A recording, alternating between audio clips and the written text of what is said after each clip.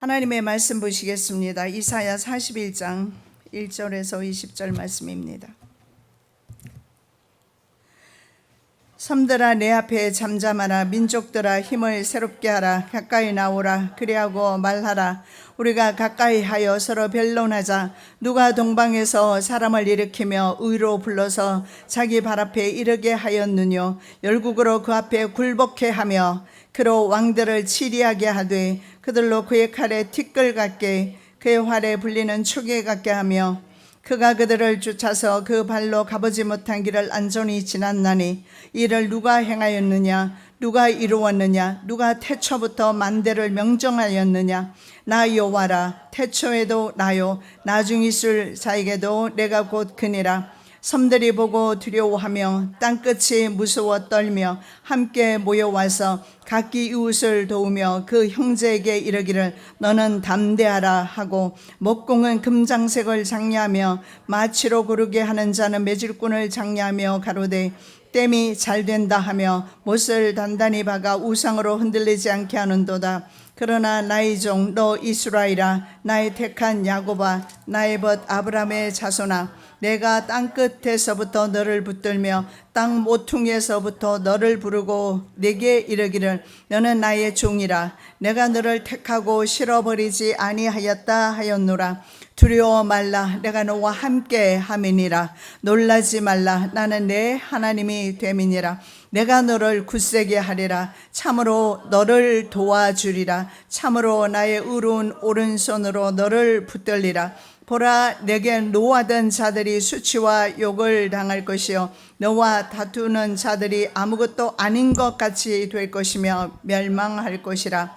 내가 찾아도 너와 싸우던 자들은 만나지 못할 것이요 너를 치는 자들은 아무것도 아닌 것 같이 허무한 것 같이 되리니 이는 나 여호와 너희 하나님이 네 오른손을 붙들고 내게 이르기를 두려워 말라. 내가 너를 도우리라 할 것임이니라. 지렁이 같은 너 야곱아, 너 이스라엘 사람들아 두려워 말라. 나 여호와가 말하노니 내가 너를 도울 것이라. 내 구속자는 이스라엘의 거룩한 자니라. 보라, 내가 너로 이가 날카로운 새 타작기계를 삼으리니 내가 산들을 쳐서 부스러기로 만들 것이며 작은 산들로 교각게 할 것이라. 내가 그들을 까부른 적 바람이 그것을 날리겠고 회리 바람이 그것을 흩어버릴 것이로되 너는 여호와로 인하여 즐거워하겠고 이스라엘의 거룩한 자로 인하여 자랑하리라. 가련하고 빈핍한 자가 물을 구하되 물이 없어서 갈증으로 그들의 혀가 마를 때에 나 여호와가 그들에게 응답하겠고 나 이스라엘의 하나님이 그들을 버리지 아니할 것이라. 내가 자산의 강을 열며 골짜기 가운데 샘이 나게 하며 광야로 못이 되게 하며 마른 땅으로 샘거는이 되게 할 것이며 내가 광야에는 백향목과 시띠나무와 화석류와 들감람나무를 심고 사막에는 잣나무와 소나무와 황양목을 함께 두리니 무리가 그것을 보고 여호와의 손이 지은 바요 이스라엘의 거룩한 자가 창조한 바인 줄 알며 헤아리며 깨달으리라. 아멘. 하나님께서 친히 말씀하십니다. 두려워 말라. 내가 너와 함께 함이니라. 놀라지 말라. 나는 너의 하나님이 됨이니라. 내가 너를 굳세게 하리라. 내가 너를 도와주리라. 의로운 나의 오른손으로 너를 붙들리라. 그 약속의 말씀은 오늘 붙들고 말씀을 전하며 말씀을 듣습니다. 내 말씀이 되게 도와주시옵시고 힘과 능력의 말씀이 되게 도와주시고 지렁이 같은 야곱일지라도 주님으로부터 힘을 얻고 능력받아 권세 있고 능력 있게 삶을 살기를 원하며 원수마귀를 이기며 자신을 이기기를 원하나이다. 우리의 마음의 소원을 응답하여 주시옵소서. 거룩하신 예수 그리스도 이름으로 기도드립니다. 아멘. 제목의 말씀은 누가 하나님 같은가? 오늘 그렇게 하나님께서 도전장을 내미셨습니다. 누가 하나님 같은가? 나와 보라고 소송을 하고 있습니다. 열방을 부릅니다. 하나님은 땅끝까지 모든 민족들을 소환합니다. 그리고 질문을 던집니다. 누가 하나님과 같은 일을 도모하거나 실행할 수 있는가? 1절을 직역하면 잠잠하라 내 앞에서. 이 말씀 가운데 다 답이 들어있는 것 같습니다. 우리가 굉장히 많은 일들을 만나고 있지만 하나님은 말씀합니다. 잠잠하라 내 앞에서. 하나님 같은 분이 없기 때문에 그렇습니다. 섬들이여 민족들이여 새로운 힘을 얻어 가까이 오느라 이렇게 말씀합니다. 그리하여 우리 가까이서 서로 법정 대결을 벌여보자.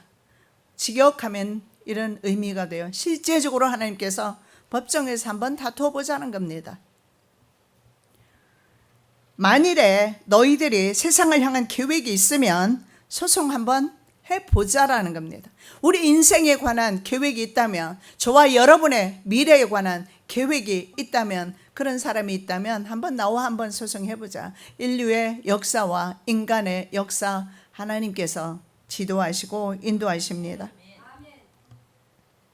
자, 소송 내용은 그렇습니다. 누가 동방에서 일어날 의에 대한 계획을 세울 것인가? 한 의가 동방에서 일어나게 될 것을 말씀하고 있습니다. 자, 이사야 선지자는 동방에서 일어날 의에 대한 계획은 하나님만이 하신다.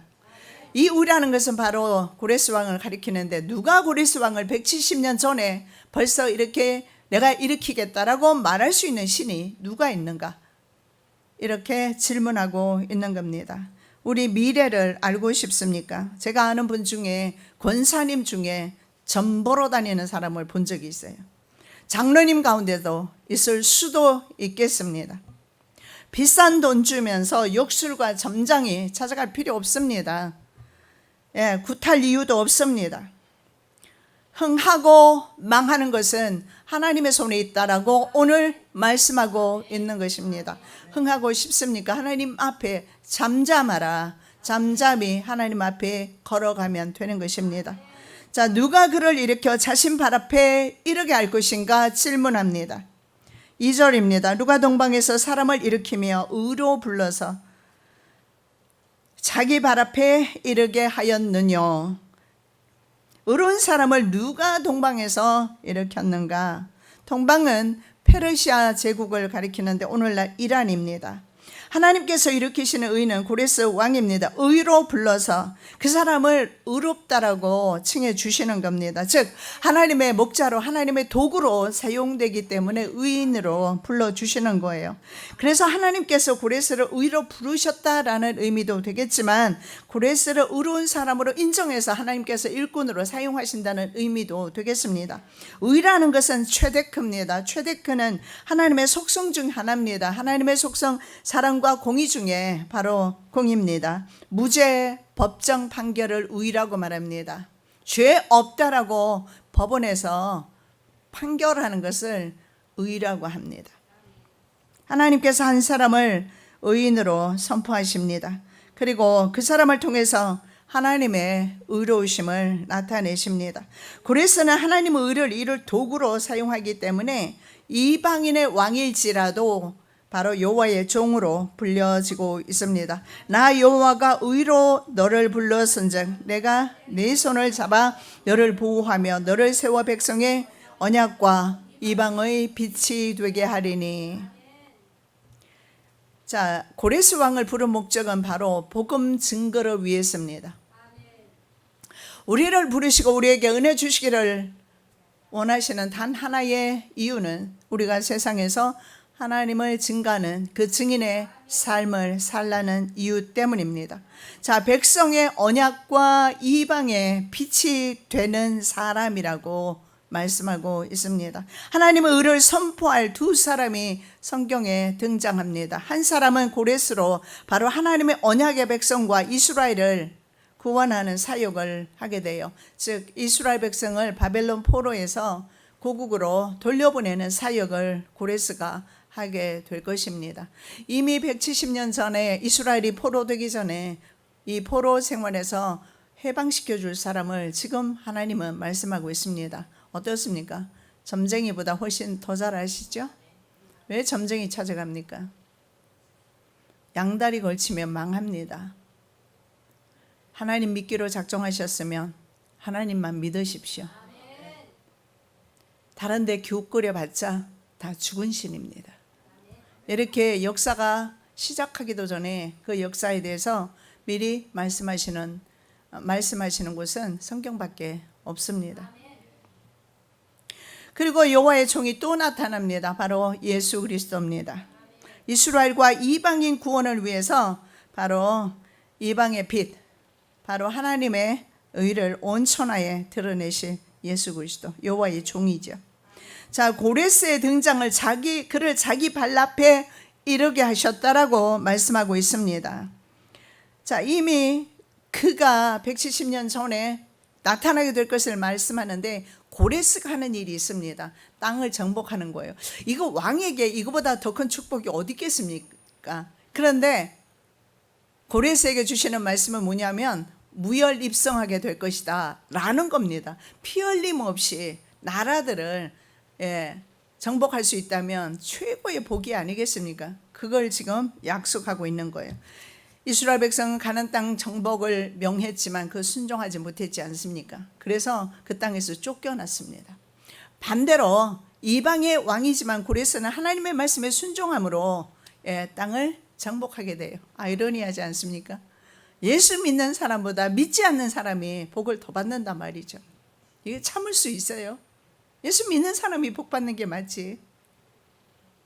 근데 성경에 보니까 불순종하는 그리스도인은 쫓겨날 수밖에 없고 하나님의 사랑과 하나님의 보호와 하나님 앞에서 쫓겨날 수밖에 없다는 사실을 이스라엘 역사를 통해서 보여주고 있습니다. 거기에는 목사도 예외가 아닐 겁니다. 만일에 전보로 다닌다면. 우리가 언제 전보로 갑니까? 일이 안 풀릴 때, 잘 풀어질 때 안 갈 거예요. 답답한 마음은 예수 믿는 사람도 매 한 가지일 겁니다. 참으십시오. 인내의 믿음을 주님께서 기쁘게 받으십니다. 참으시면 하나님께서 직접 일하실 겁니다. 그러나 우리가 두 마음을 품고 요동하는 동안에는 하나님께서 일 못하십니다. 하나님은 공의의 하나님이시기 때문에 그렇습니다. 자, 모든 정복자들은 말입니다. 땅을 정복한 뒤에 전승비를 세우지요. 그런데 고레스는 전승비를 세울 이유가 없는 것입니다. 자기가 땅을 정복한 것이 아니라 하나님께서 땅을 정복해 주셨기 때문에 그렇습니다. 그래서 이렇게 말합니다. 누가 이 일을 할 수 있는가? 태초부터 계획하신 일이라고 말씀합니다. 이 일을 누가 행하였느냐, 누가 이루었느냐, 누가 태초부터 만대를 명정하였느냐. 나 여호와라. 태초에도 나요, 나중 있을 자에게도 내가 그니라. 만대라는 것은 제너레이션을 가리키는 거예요. 세대를 가리킵니다. 창세부터 모든 세대를 누가 정하느냐? 하나님이 정한다라는 겁니다. 내 인생의 그 걸음을 누가 정하느냐? 하나님이 정한다는 겁니다. 여러분, 하나님의 그 일하심을 인정하면 우리의 삶이 훨씬 편합니다. 하나님께서 직접 일하시기 때문에. 여러분, 손주 키우면서 어떤 느낌 받으세요? 손주가 염려합니까? 근심합니까? 염려 근심은 부모가 다 하고 할머니가 하고 할아버지가 하지. 할 이유가 없는 겁니다. 보호자가 있기 때문에. 여러분, 하나님을 믿는다면 하나님께서 보호자가 되셔야 되지 않겠습니까? 그런데 내가 염려 근심 싸질머지고 산다면 하나님을 불신하는 것입니다.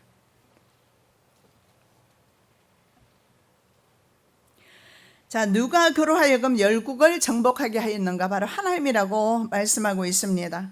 역사 가운데 아직 나타나지 않았는데 고레스라는 인물이 가공할 만한 힘과 능력으로 온 세상을 정복합니다. 여러분, 한번 유튜브나 들어가셔서 고레스 한번 쳐보십시오. 얼마나 위대한 왕인지 나올 겁니다.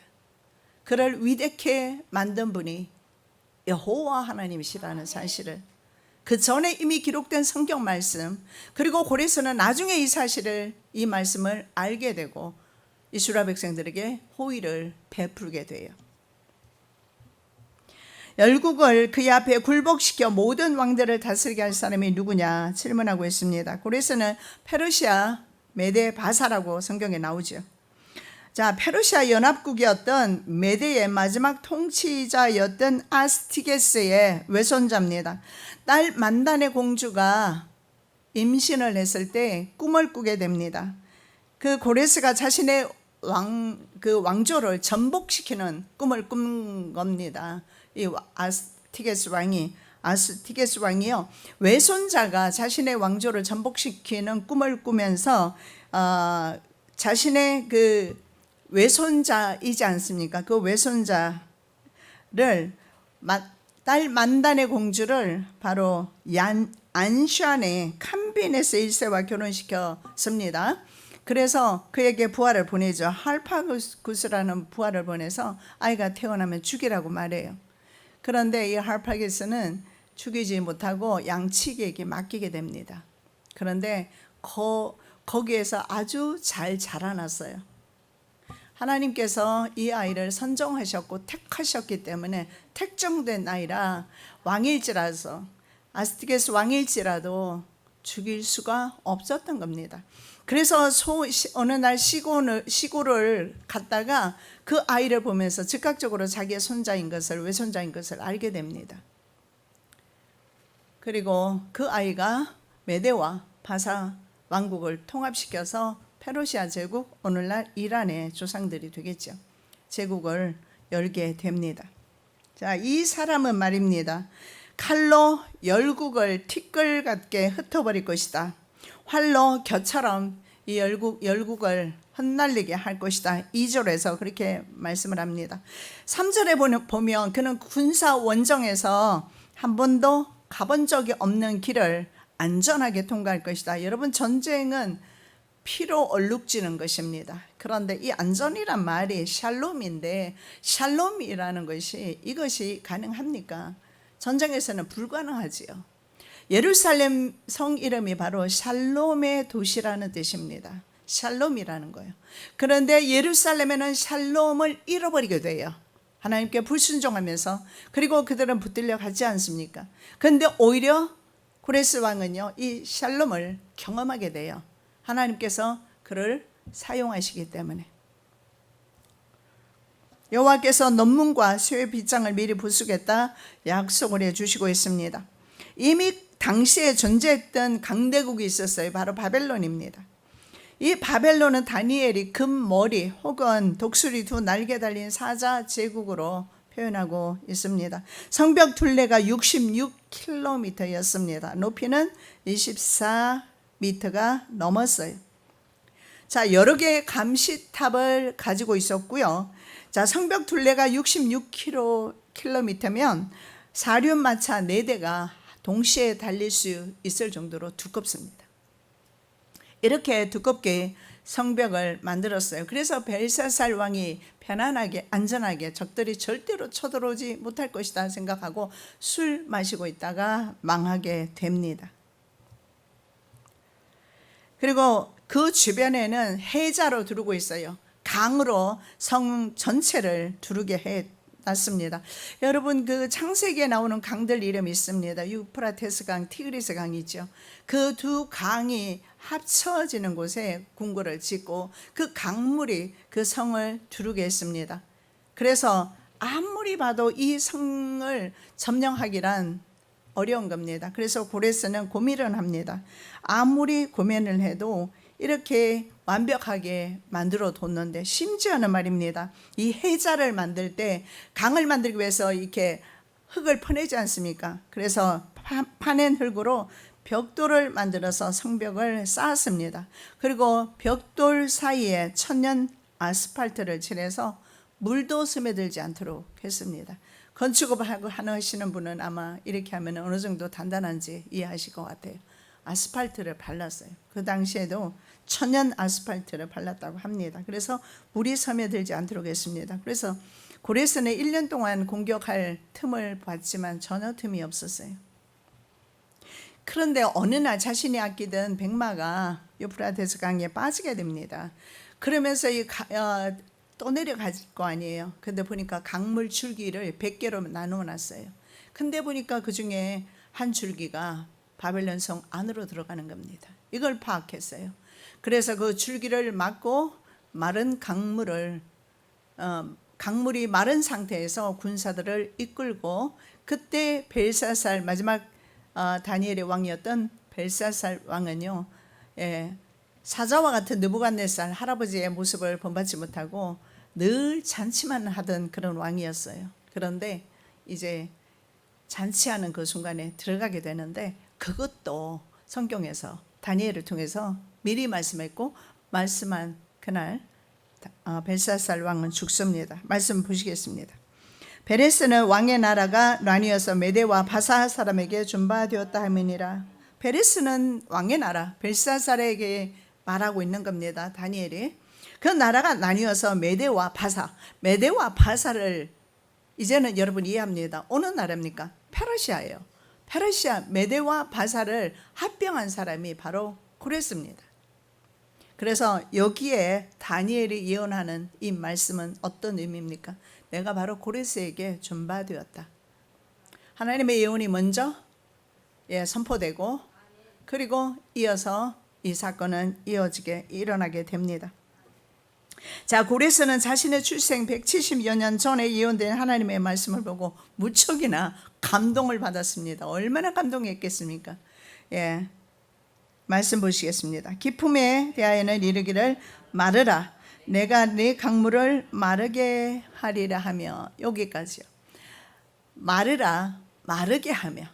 역사 가운데서 이게 성취된 거예요. 하필 왜 말이 빠졌을까요? 가장 사랑하는 자기가 타고 다니는 애만데 아마 가다가 순찰하다가 삐끗해서 빠졌겠죠. 그런데 멀리서 봐도 그게 어디로 들어가는지 보인단 말이죠. 그래서 그 줄기가 바벨론 성 안으로 들어가는 걸 발견합니다. 마르라, 내 강물을 마르게 하리라. 그 다음에 고레스에 대하여는 뭐라고 되어 있어요? 왜 어머니는 하필이면 고레스라고 이름 지었을까요? 키루스라고도 나와요. 고레스, 한글 번역은 고레스라고 그래요. 키루스, 고레스. 자, 고레스에 대하여는 이르기를 그는 나의 목자라, 나의 모든 기쁨을 성취하리라 하며, 예루살렘에 대하여는 이르기를 중건되리라 하며. 여기에 예언이 다 나와요. 바로 고레스에 의해서 다시 예루살렘이 중건될 것이다. 성전에 대하여 이르기는 내 기초가 세움이 되리라. 이 성전이 무슨 성전입니까? 스룹바벨 성전이라고 불려져요. 여호야긴의 손자인 왕의 후손인 바로 스룹바벨이 돌아오게 되지 않습니까? 그래서 그의 이름을 따서 스룹바벨 성전이라고 합니다. 이 말씀이 이사야의 말씀이, 이사야는 이스라엘이 멸망하기 200년 전에 활동했던 분이에요. 훨씬 전에 이렇게 예언했습니다.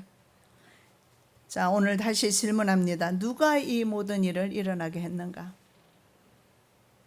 4절에 보니까 누가 태초부터 만대를 불러내었느냐? 누가 태초부터 만대를 소환하느냐? 즉 모든 세대를 누가 소환하느냐?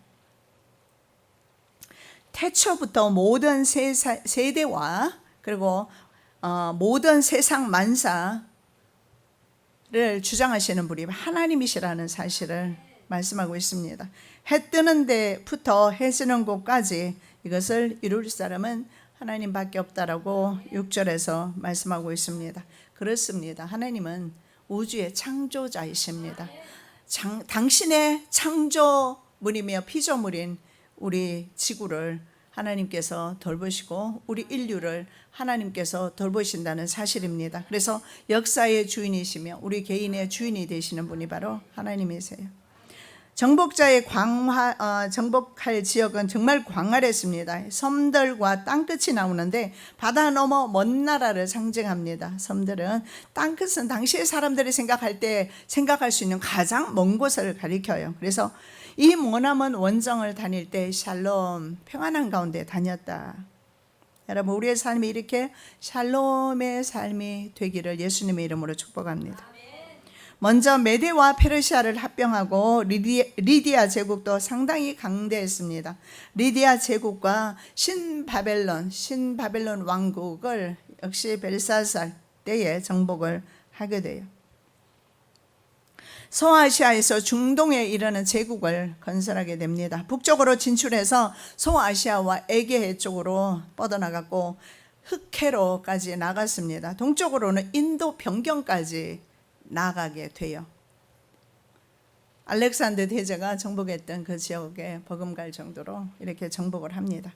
자, 그래서 오늘 성경은 보면 세상 나라는 말입니다. 두려워 떨며 이 정복자를 대항하기 위해서 연합을 하게 돼요. 그래서 연합하는 방법이 뭘까요? 우상을 급조합니다. 목공과 장색들이 서로 힘을 합쳐서 우상을 세우면서 금으로 입히면서 잘 붙는다, 잘 된다 서로 말을 하면서 만듭니다.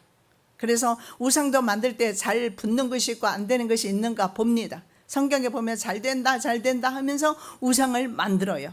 여러분, 세상에 있는 것은 모두 우상으로 보셔도 됩니다. 여러분이 사업이 잘 되십니까? 돈이 막 들어옵니까?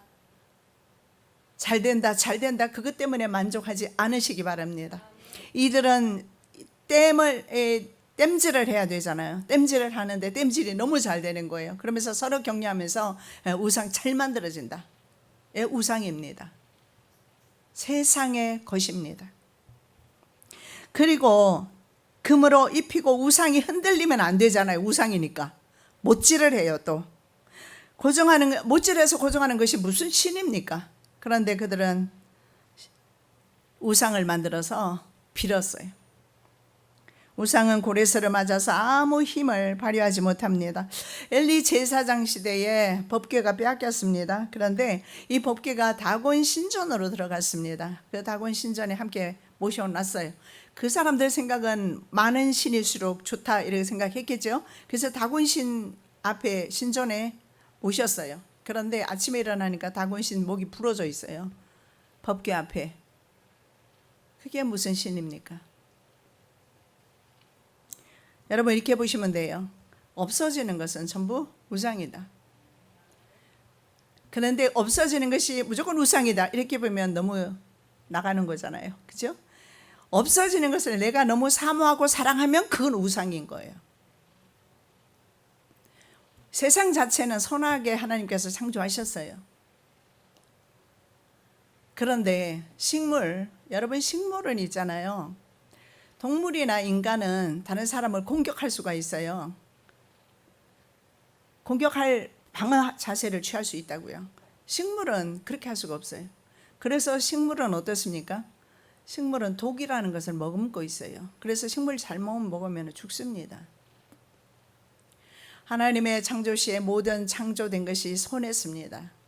그러나 인간의 죄로 말미암아 모든 것이 악하게 된 것 같습니다.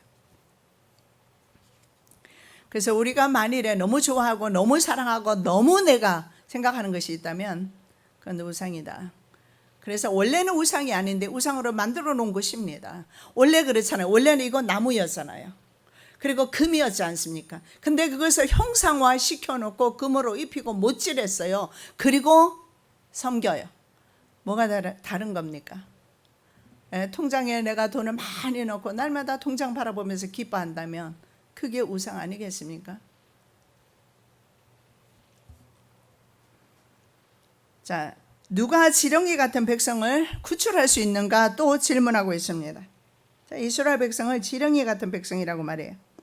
자, 고레스를 일으킨 목적이 또 하나가 있어요. 세상 열방을 점령하기 위해서 땅을 정복하라고만 한 것이 아니라 그가 정복자로서 힘을 가지면서 해야 되는 일이 있어요. 이거는 반드시 해야 돼요. 바로 그 전에 바벨론 제국에 의해서 붙들려 온 이스라엘 백성들을 풀어주는 겁니다. 바로 8절에 지렁이 같은 환경에 놓여있는 이스라엘 백성들을 구원하기 위함이다. 하나님께서 나에게 먼저 은혜를 주신 이유가 있습니다. 지렁이같이 살아가는 인류를 구원하라고. 우리 배만 채우는 것이 아니라 그리고 내가 구원받았으니 됐다라고 우리는 생각하면 이기적입니다. 나를 먼저 구원하신 목적은 바로 아직도 하나님을 알지 못하는 사람에게 고레스를 선택하신 이유도 바로 이스라엘 백성을 다시 고토에서 돌아오게 하는 것도 바로 증인되게 함입니다. 복음의 증인입니다. 때로 하나님께서는 성도를 위해서 일할 사람을 세우기도 하신다는 사실을 볼 수가 있습니다. 자, 이사야 선지자는 그가 하나님의 기쁨을 성취하는 목자라고 44장 28절에서 그렇게 말씀하고 있습니다. 고레스 원통이라고 합니다. 사이오러스 실린드라고 해요. 거기에 보면 이렇게 고레스가 직접 기록한 것 같습니다. 고레스 원통에 이렇게 말하고 있습니다. 나는 오랫동안 황폐되어 온 성소들과 그 안에 있던 신상들을 티그리스 강 저편에 신성한 도성들로 귀환시켰으며, 예루살렘 도성을 신성한 도성으로 그들을 위하여 영구적인 성소들을 지어주었다. 스룹바벨 성소입니다. 자재까지 다 주었기 때문에, 건축 자재까지 주었기 때문에 그렇습니다. 이곳의 주민들은 모두 모아서 저들의 거주지로 귀환시켰다. 성경에도 나와 있지만 고레스 원통에도 지금 역사가 이렇게 증거하고 있다라는 겁니다. 자, 내 종이라고 이렇게 말하는데, 종은 바로 아브라함과 야곱의 후손들이 이스라엘 백성을 가리킵니다. 내 종들이 비록 죄의 심판으로 열방에 흩어졌지만 다시금 종으로 부르는데, 여러분 같은 숫자가 아니고 같은 사람 아닙니다. 출애굽했던 사람이 동일한 사람이 가나안 땅에 들어가지 못했어요. 불평하는 사람은 못 들어갔습니다. 동일합니다. 여기에도 남은 자가 하나님께 쓰임받고 내 종으로 불려지고 있어요. 시대를 초월해서 바로 하나님께 순종하는 사람, 그 사람을 하나님께서 사용하시는데, 내 종이라고 다시 불려지는 사람들이 있어요. 바로 남은 자들로. 족장에게 주어진 약속이 뭡니까? 그 나무의 근본은요, 그 뿌리에 있지 않습니까? 그래서 그 거룩한 씨, 나무의 근본입니다. 거룩한 씨. 소수의 무리지만 이 거룩한 씨는 물론 예수 그리스도를 가리키기도 하지만 이스라엘 백성을 가리킵니다. 소수의 남은 자가 이스라엘의 거룩한 씨, 미래의 소망입니다. 엄청난 많은 사람들이 붙들려 갔지만 돌아올 때는 몇천 명씩 그렇게 돌아왔습니다. 적은 무리지만 그들이 바로 미래의 소망이었고, 여러분 그 소망은 이미 성취되었습니다. 여러분 아시는 대로 지금 이스라엘의 그 주민이 한 800만 명 정도 될까요? 그러나 그전에는 정말 숫자가 적었습니다. 그리고 여러분 보시는 대로 이스라엘은 망하지 않고 그때 귀환한 사람들, 그리고 하나님께서 남겨주신 사람들을 위해서 지금 이스라엘이라는 국가가 세워졌어요. 이것이 바로 하나님의 말씀의 성취입니다. 한 나라의 소망은 결국은요, 정치인들에게 있다고만 보지 마시고, 정치인들보다는 한 나라의 소망은요, 밤낮 부르짖어 기도하는 바로 하나님의 종들에게 그 나라에 소망이 있다는 사실을 믿으시기 바랍니다. 10절입니다. 두려워 말라, 내가 너와 함께 함이니라. 놀라지 말라, 나는 내 하나님이 됨이니라. 내가 너를 굳세게 하리라. 참으로 너를 도와주리라. 참으로 나의 오른손으로 너를 붙들리라. 여기에 이렇게 말합니다. 내가 너와 함께 하겠다. 나는 내 하나님이 된다. 이거 있잖아요, 언약 문구라고 합니다. 커비넌트 포뮬라라고 하는데, 이 커비넌트, 계약입니다. 커비넌트는. 그래서 언약 문구라고 말하기보다는 계약 문구라고 말하는 것이 더 나을 것 같습니다. 계약 문구. 이 언약 문구가 뭐냐 하면 우리에게 주시는 거, 오늘 여러분 내가 받으시기 바랍니다. 뭐라고 말씀합니까? 바로 내가 너와 함께 하겠다. 또 하나는요, 내가 너의 하나님이 되겠다. 내가 너의 하나님이 되겠다. 이것보다 더 큰 축복 없습니다. 여러분, 대통령 아니면 왕을 남편으로 두는 게 낫겠습니까? 왕이 주는 상금을 받는 게 낫겠습니까? 아무리 산수 계산 못해도 그 정도는 할 겁니다. 그런데 왜 하나님을 나의 하나님으로 모시지 못하는 겁니까? 하나님을 나의 주권자로, 나의 남편으로, 나의 하나님으로 모시면 그분이 알아서 내 인생 대신 살게끔 힘과 능력을 주실 텐데 말이죠. 자, 이것은요, 언제나 하나님께서 말씀하신 대로 내가 너와 함께한다. 그리고 나는 내 하나님이다. 이거 여러분이 있잖아요, 출애굽할 때에 사용했던 바로 그 언약 문구입니다. 그리고 하나님은 어디에 함께 하셨어요? 이스라엘 백성들과 출애굽할 때도 함께 하셨어요. 10가지 재앙을 내릴 때도 함께 하셨고, 고센 땅에는 빛으로 하나님께서 흑암이 있는데도 그곳에는 빛을 주셨잖아요. 장자들이 죽을 때도 이스라엘 백성은 안 죽었지 않습니까? 세 번째 외에는 그 다음에는 계속 이스라엘 백성은 그 재앙에서 모두 자유합니다. 그것도 역시 하나님께서 함께 하셨기 때문이고요. 그리고 홍해 바다에서 수장되지 않고 애굽 군대는 수장되었지만 그들은 구원받습니다. 하나님이 함께 하셨어요. 하나님께서 그들의 하나님이 되셨기 때문입니다. 그리고 광야 행진할 때는 어땠습니까? 40년 동안 정갈과 불뱀이 있는 곳에서, 그리고 추위가 더위가 있는 곳에서 그들은 낮밤으로 보호받았는데 하나님이 함께 하셨는데, 그 하나님이 함께 하심이 바로 불기둥과 구름 기둥입니다. 밤에는 불로 지켜주셨고 낮에는 구름으로 덮어주셨어요. 하나님께서는 성막에서 함께 계시면서 시온 자에 계시면서 늘 복을 베푸셨어요. 의로운 오른손으로 붙드신다. 오른손은 능력을 상징합니다. 하나님의 오른손이 우리 가정에 임할 줄 믿습니다. 14절입니다. 지렁이 같은 너 야곱아, 너 이스라엘 사람들아 두려워 말라. 나 여호와가 말하노니 내가 너를 도울 것이라. 내 구속자는 이스라엘의 거룩한 자니라. 내가 너를 도울 것이라. 이 음성을 들으셔야 합니다. 하나님께서는요, 이스라엘을 표현할 때 아브라함이라든가 모세라든가 이런 사람을, 엘리야라든가 능력 있는 사람을 언급하지 않고 하필이면 야곱이라고 말합니다. 왜 야곱이라고 할까요? 야곱의 인생이 그랬습니다. 어쩌면 우리의 인생과 정말 비슷해요. 빼앗고 속이는 인생 살았고, 자신도 빼앗기고, 그리고 아들들에게 속임당하고 그런 인생을 살았어요. 그래서 이거보다 더 비유가, 적합한 비유가 없지 않겠습니까? 그래서 지렁이 같은 야곱아, 이스라엘 백성이 지렁이 같은 야곱이라고 말합니다. 그런데 이스라엘의 후손이 지렁이 같은 야곱을 참으로 닮아 있어요. 뭐 당연한 거 아니겠습니까? 심었으니까. 그렇게 심었으니까 그대로 밟는 거 아니겠습니까? 여러분의 가정에 복음의 씨를 뿌리면 복음의 열매가 맺을 거예요. 여러분의 가정에 하나님의 말씀을 뿌리면 말씀의 열매가 맺힐 거예요. 그러나 여러분이 세상의 욕심과 더러운 탐욕과 이런 것들을 가정에 뿌리면 여러분의 후손들은 계속 탐욕과 죄악에 물들어서 살아가게 될 것입니다. 그들의 처한 형편이 지금 딱 지렁이에요.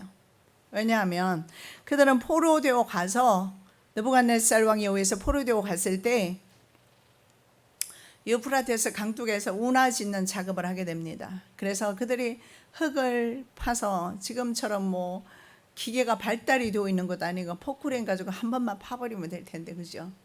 포크레인이 있는 것도 아니고 뭘 했겠습니까? 그죠? 삽질했겠죠. 삽질해서 짊어지고 나르는 모습이 딱 지렁이와 같아요. 이것은 바로 바벨론 포로지에서 그들이 얼마나 극심한 고통을 당하는지 보여주고 있습니다. 스스로 하나님을 버렸기 때문이며 하나님의 땅에서 우상을 섬겼기 때문에 그렇습니다. 가련하고 빈핍한 자가 물을 구하되 물이 없어서 갈증으로 그들의 혀가 마를 때 나 여호와가 그들에게 응답하겠고 나 이스라엘의 하나님이 그들을 버리지 아니할 것이라. 예, 그렇습니다. 그렇게 사는 것이 인생의 모습인 것 같아요. 그럼에도 불구하고 지렁이 같은 이스라엘 백성들에게 하나님이 가셨다면 지렁이같이 살아보겠다고 발부둥치는 저와 여러분에게도 주님 찾아오실 줄 믿습니다. 여러분, 주님 오실 때 영접하시기 바랍니다. 수련의 기간 동안에 주님 오실 줄 믿습니다. 왜냐하면 준비하고 기도하고 있기 때문에 그렇습니다. 두려워 말라라고 말씀하고 있습니다. 고레스가 등장했을 때 온 세상은 두려워했습니다. 그런데 하나님의 백성에게는 두려워하지 말라라고 말합니다. 하나님께서 그를 구원자로 사용하시기 때문에 그렇습니다. 여호와의 날에 주의 자녀들은 구원받습니다. 세상은 심판받습니다. 여섯째 천사가 인을 뗍니다. 해가 검은 털로 짠 상복같이 어두워지고 달은 피같이 변하고 하늘의 별들은 떨어지고 하늘은 두루마리처럼 말려버립니다.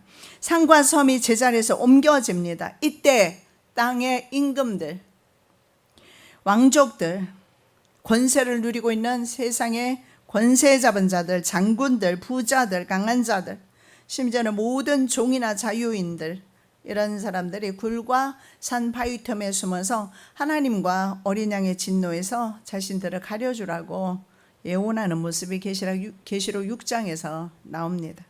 예, 주님 오시면 세상 나라는 떱니다. 그러나 주님 오시면 하나님의 자녀는 구원받습니다. 이스라엘 자손의 고역으로 탄식하며 부르짖는 소리를 들으신 하나님께서 고통에서 인도해 주십니다. 이스라엘 구원을 위해서 하나님은 자연인 고레스 왕을 사용하셨습니다. 그래서 돌아오는 길을 축복해 주십니다. 왜냐하면 돌아오는 길도 굉장히 험악합니다. 여러분, 그 페르시아에서 그 돌아오는 길이요, 굉장히 먼 길입니다. 그 사막지대를 통과해서 오면은 바로 오겠지만은 초승달 그 반월 지역을 통과해야 돼요. 사막 지역으로는 올 수가 없기 때문에. 그래서 그들은 몇 달에 걸쳐서 돌아오게 됩니다. 그런데 그들이 돌아오는 길을 하나님이 축복하시겠다. 얼마나 귀한 복입니까? 너의 남은 인생길 내가 축복하겠다라는 약속으로 들리지 않습니까? 벌거벗은 산에 강물이 흐르게 할 것이고 목이 마르지 않도록 광야에는 못이 생길 것이며 마른 땅은 샘 근원이 될 것이라고 18절에 말합니다. 광야에 백향목, 시띠나무, 화석류, 감람나무, 올리브 오일이 얼마나 좋은지 한번 여러분 영상 한번 보시기 바랍니다. 예, 올리브 오일이 그렇게 좋을 수가 없대요. 모든 염증 다 잡아준답니다. 사막에 사는 잣나무, 사막에서는 잣나무, 소나무, 화양목이 자라게 될 것이고 황무지는 옥토로 변하게 될 것이다.